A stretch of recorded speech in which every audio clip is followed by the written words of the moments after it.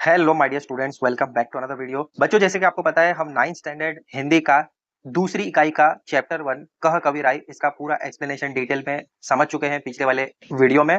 तो जैसे कि मैंने आपको लास्ट वीडियो में कहा था कि नेक्स्ट वीडियो में हम इसके क्वेश्चन एंड आंसर्स को डिस्कस करेंगे। तो जैसे कि आप जानते हैं पेज 40 से आपके यहाँ पर क्वेश्चंस दिए गए हैं।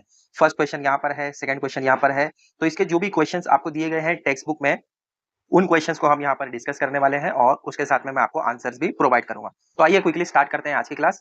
शब्दार्थ जो है उनको डिस्कस कर लेते हैं। तो फर्स्ट यहाँ पर आपको दिया है गाहक, जिसको ग्राहक कहते हैं। सहस यानी सहस्त्र, नर का मतलब पुरुष होता है। नेक्स्ट है काक, जिसको कौवा कहते हैं। अपावन, अपवित्र। दो यानी दोनों। ताको यानी उसको। लेखा, व्यवहार। बेगर्जी यानी निस्वर्थ। 10th वाला है बिरला यानी निराला। 11th अरु यानी और। 12th वाला तरना यानी टालना। 13th है दुर्जन यानी बुरा आदमी। यहाँ पर आप बुरे लोग इस तरीके से भी कह सकते हैं। और लास्ट में 14th है परतिथि, जिसको हम विश्वास कहते हैं। तो इन वर्ड्स को आपको ध्यान में रखना है। अब आइए फर्स्ट क्वेश्चन जो पेज 40 पर आपको दिया गया है वो है सूचना के अनुसार कृतियां कीजिए। फर्स्ट वाला है संचाल। सयानों के काम यानी जो बुद्धिमान लोग हैं, जो सयाने लोग हैं, उनके क्या क्या काम होते हैं। तो फर्स्ट यहाँ पर हमने दिया है घर में संपत्ति के बढ़ने पर दोनों हाथ से दान करना। जो भी चीज आपके पास एक्स्ट्रा है, जरूरी नहीं कि सिर्फ संपत्ति। अगर आपके पास खाने की चीज ज्यादा है तो आप खाना भी बांट सकते हैं। जैसे कि जो लोग खेत वगैरह में काम करते हैं, उनके पास खेत में बहुत ज्यादा खाना वगैरह होता है, अनाज होता है, तो वो भी लोगों की मदद कर सकते हैं। जैसा भी आपके पास है, अगर आपके पास पैसा है तो आप पैसे से मदद कीजिए। यहाँ पर संपत्ति की बात चल रही है। अगर आपके पास ज्यादा पैसा है तो आप उसको दान करना चाहिए। फिर नेक्स्ट है नाव में पानी बढ़ने पर दोनों हाथों से उठाकर बाहर फेंकना। एक्सप्लेनेशन में भी मैंने आपको बताया था कि अगर कोई नाव में पानी भरता है तो आप क्या करेंगे, दोनों हाथों से उसे बाहर निकाल कर फेंकेंगे। वही सयानों का काम होता है, यानी जो बुद्धिमान लोग हैं वो इसी तरीके से करते हैं। तो जिस तरीके से पानी बढ़ जाने पर आप दोनों हाथ से पानी बाहर फेंकते हैं नाव से, वैसे ही आपके घर में संपत्ति बढ़ जाने पर भी आपको दोनों हाथों से लोगों को दान करना है, लोगों की मदद करनी है। तो ये एग्जाम्पल इससे रिलेट करता है। और फिर नेक्स्ट आपको दिया है दूसरों की भलाई के लिए अपना सर्वस्व अर्पण करना। जब भी लोगों को मदद की जरूरत हो, अपने आप को आगे बढ़कर उसमें झोंक देना, अपने शीश को आगे करना, यही सयानों का काम होता है। और लास्ट में दिया गया है हमेशा राम नाम का जप करना। तो ये 4 ऐसे काम है जो सयानों के काम है अकॉर्डिंग टू कवि गिरिधर। तो इस तरीके से आपको कंप्लीट करना है। नोट करना है तो कर लो। सेकंड आपको दिया है उत्तर लिखिए। पहला इसमें क्वेश्चन दिया गया है अपना शीश इसके लिए आगे करना चाहिए तो इसकी प्राप्ति होगी। तो किस चीज के लिए आप अपना शीश यानी अपने आप को आगे रखेंगे तो आपको क्या प्राप्त होगा।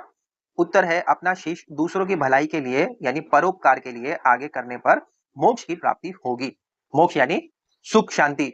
कर लो इसको भी कॉपी। नेक्स्ट क्वेश्चन है बड़ों के द्वारा दी गई सीख। बड़ों ने क्या सीख दी थी, हमने एक्सप्लेनेशन में भी डिटेल में समझा था।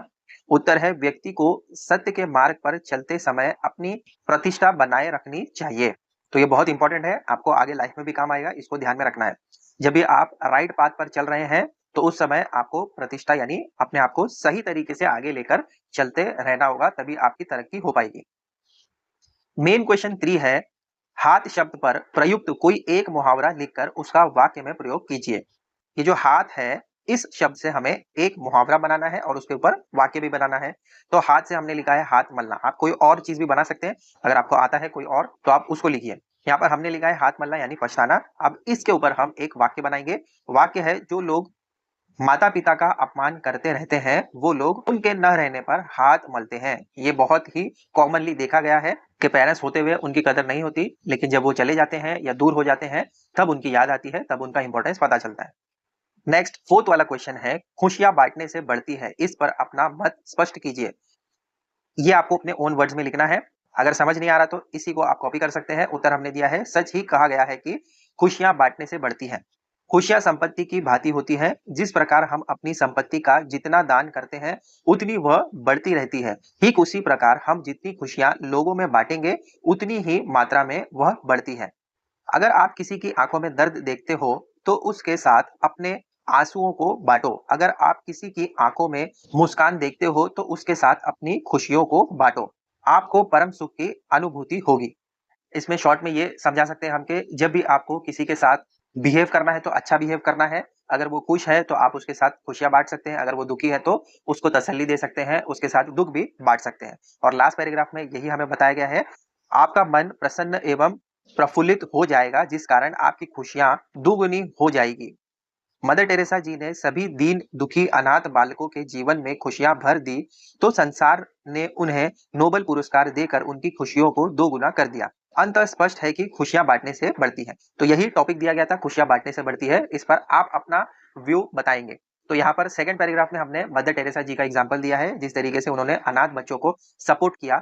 तो फिर बाद में उनको किस तरीके से खुशियां मिली, उनको नोबेल पुरस्कार दिया गया, जिससे कि उनकी खुशियां दो गुनी हो गई।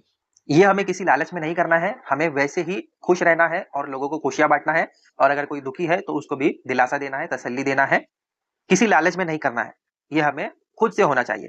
तो आई थिंक ये भी क्लियर है आंसर। फिर नेक्स्ट क्वेश्चन आपको दिया है, गुण के गाहक सहस नर, इस विषय पर अपने विचार स्पष्ट कीजिए। तो इस पर हमें अपना पॉइंट ऑफ व्यू देना है। तो यहाँ पर उत्तर हमने प्रोवाइड कर दिया है, आप रीड कर सकते हैं। एक्सप्लेनेशन में मैंने आपको डिटेल में समझाया था, जिसके पास भी गुण होता है, जिसके पास भी क्वालिटी होती है, उसके पास सभी लोग जाना चाहते हैं, उससे सभी अच्छा व्यवहार रखना चाहते हैं। और जिसके पास कोई भी गुण नहीं होता है, कोई भी क्वालिटी नहीं होती है, उसके पास लोग जाना पसंद नहीं करते हैं, उसका कोई भी ग्राहक नहीं होता है। तो ये आप रीड करेंगे तो आपको समझ में आ जाएगा। आंसर ये है। इसको अगर आप नोट करना चाहते हो वीडियो पॉज करके नोट कर सकते हैं। अब नेक्स्ट यहाँ पर आपको दिया है, सूचना के अनुसार कृतियां पूर्ण कीजिए। तो यहाँ पर फर्स्ट आपको दिया है, कौवा और कोकिल में समानता तथा अंतर। तो देखो यहाँ पर फर्स्ट आपको कौवा दिया है और यहाँ पर कोयल, तो दोनों में क्या क्या सिमिलैरिटीज है वो बताना है और दोनों में क्या डिफरेंस है वो बताना है। और कवि की दृष्टि यानी कवि के अनुसार क्या आपको यहाँ पर बताया गया है उसके बारे में डिफरेंस यहाँ पर हम लिखेंगे। तो फर्स्ट यहाँ पर आपको दिया है समानता यानी सिमिलैरिटीज, दोनों में क्या है, दोनों में रंग का सिमिलैरिटी है, यानी दोनों ब्लैक कलर के हैं। तो यहाँ पर हम लिख देंगे काला रंग, दोनों में आप यही सेम चीज लिख दीजिए, काला रंग। ठीक है, अंतर क्या है दोनों में, कौवे की जो आवाज होती है वो उतनी सुरीली नहीं होती है, लेकिन कोकिला यानी कोयल की आवाज जो है वो मधुर होती है। तो आप यहाँ पर दोनों में डिफरेंस लिख सकते हैं। यहाँ पर शॉर्ट में मैंने लिखा है वाणी कर्कश और यहाँ पर लिखा है वाणी मधुर, यानी दोनों की आवाज में ये डिफरेंस है। और कवि के अनुसार क्या दृष्टि है, कवि के अनुसार कौवा जो है वो गुणहीन है यानी बिना गुण वाला है, और कोयल जो है वो गुणी है यानी उसके पास गुण है अच्छी आवाज का। समझा, कर लो कॉपी। नेक्स्ट क्वेश्चन आपको दिया है, कवि की दृष्टि से मित्र की परिभाषा। मित्र किस तरीके से होना चाहिए और मित्र कैसे होते हैं, ये कवि की दृष्टि में आपको आंसर करना है। उत्तर हमने दिया है फर्स्ट पॉइंट में, स्वार्थी होते हैं। जो भी अपना मित्र होता है अकॉर्डिंग टू कवि गिरिधर, वो ये कहते हैं कि जो फ्रेंड्स हैं वो स्वार्थी होते हैं। सेकंड, पैसा होने पर साथ रहते हैं। थर्ड, पैसा नहीं होने पर सीधे मुंह बात तक नहीं करते हैं। थर्ड, निस्वार्थ प्रेम करने वाले बहुत ही कम होते हैं। तो ये 4 पॉइंट है अकॉर्डिंग टू कवि, उनका दोस्त के बारे में ये 4 चीजें मानना है। तो आप कॉपी कर सकते हैं इसको भी। इसी में सेकंड क्वेश्चन आपको दिया है, बिना सोचे काम करने के परिणाम। एक्सप्लेनेशन में डिटेल में मैंने आपको बताया था, उसका आंसर यहाँ पर आप 4 पॉइंट में दे सकते हैं। हमें पश्चाताप होता है, अगर आप बिना सोचे समझे काम करोगे तो आपको पछताना पड़ेगा। हमारा अपना काम बिगड़ जाता है। थर्ड है, हम लोगों की हंसी के पात्र बन जाते हैं। अगर आप बिना सोचे काम करोगे तो लोग आपकी हंसी भी उड़ाएंगे, बिकॉज आप उसमें फेल हो जाओगे। तो लोगों को मौका मिल जाता है, जब आप फेल हो जाएंगे तो लोग आपका मजाक उड़ाएंगे।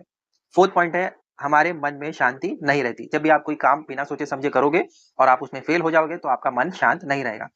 4 पॉइंट आप यहाँ पर कॉपी कर सकते हैं। तो नेक्स्ट क्वेश्चन आपको दिया है, कविता में प्रयुक्त तत्सम तद्भव दशेत शब्दों का चयन करके उनका वर्गीकरण कीजिए तथा 5 शब्दों का वाक्य में प्रयोग कीजिए। अब इसके बारे में आपको थोड़ा सा समझना है।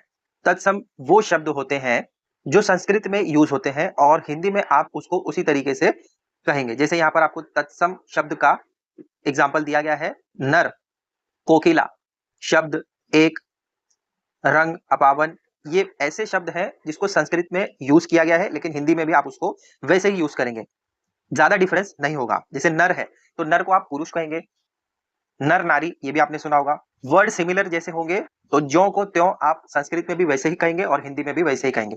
जैसे शब्द है तो संस्कृत में भी शब्द ही रहेगा और हिंदी में भी शब्द ही होगा। कुछ ही वर्ड्स में ऐसा होगा कि थोड़ा बहुत डिफरेंस आपको देखने को मिलेगा। जैसे यहाँ पर दिया है अपावन, तो ये अपावन जो है इसको अपवित्र कहते हैं। तो आपको वर्ड्स देखकर या सुनकर समझ में आ जाएगा, थोड़ा सा डिफरेंस होगा लेकिन ऑलमोस्ट 90% सेम ही होंगे। तो तत्सम वो शब्द है जो संस्कृत में ज्यों के त्यों हिंदी में भी वैसे ही यूज होंगे।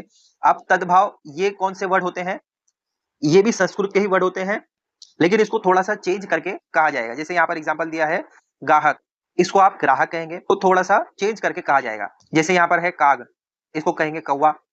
ठीक है, अब दशेज शब्द किसको कहते हैं ये समझ लीजिए। ज्यादातर लोकल एरिया में बोली जाने वाली जो भाषा होती है, ये वो सारे वर्ड्स होते हैं और ये ज्यादातर गाँव की जो भाषा होती है, ग्रामीण एरिया की जो भाषा होती है, वहाँ से ये शब्द लिए जाते हैं।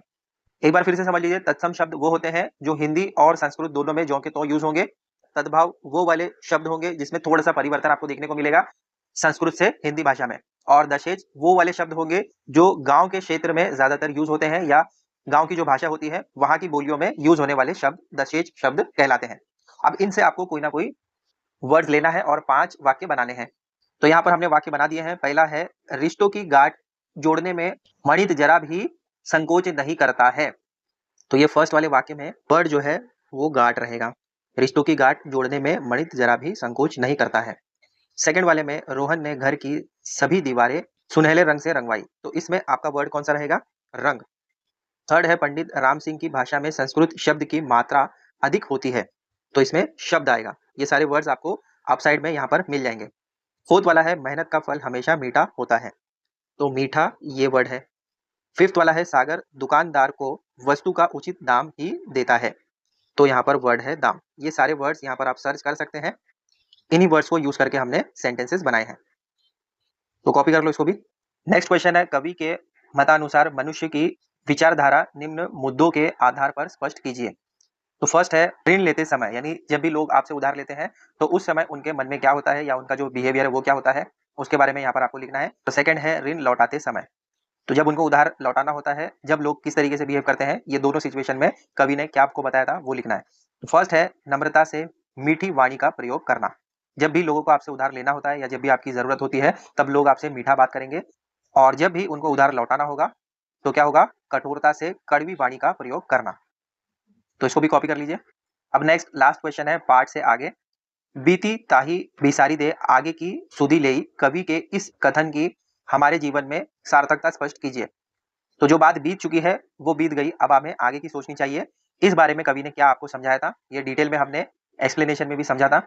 उसका उत्तर यहाँ पर हमने दिया है, आप इसको रीड कर सकते हैं। जो बात बीत गई उसको हमें भुला देना चाहिए और जो आगे फ्यूचर में आने वाला है उस पर हमें फोकस करना चाहिए। जो बीता है अगर हम उसको नहीं भुला पाएंगे तो हम निराश हो जाएंगे, दुखी हो जाएंगे, क्योंकि हम उसको बदल नहीं सकते। और जो आगे आने वाला है उसके बारे में अगर हम प्लान करते हैं, सोचते हैं, तो इससे हमारी चिंता दूर हो जाती है। इस तरीके से आप यहाँ पर लिख सकते हैं या आप अगर अपने ओन वर्ड्स में लिखना चाहते हैं तो भी लिख सकते हैं। तो जितने भी क्वेश्चन आंसर थे हमने डिस्कस कर लिए। आई होप ये वीडियो आपके लिए हेल्पफुल रहेगा। ऐसे ही और वीडियोस हम आपके लिए लाते रहेंगे। चैनल को सब्सक्राइब कर लो। मिलते हैं बच्चों अगले वीडियो में बहुत जल्द। Till then take care, bye.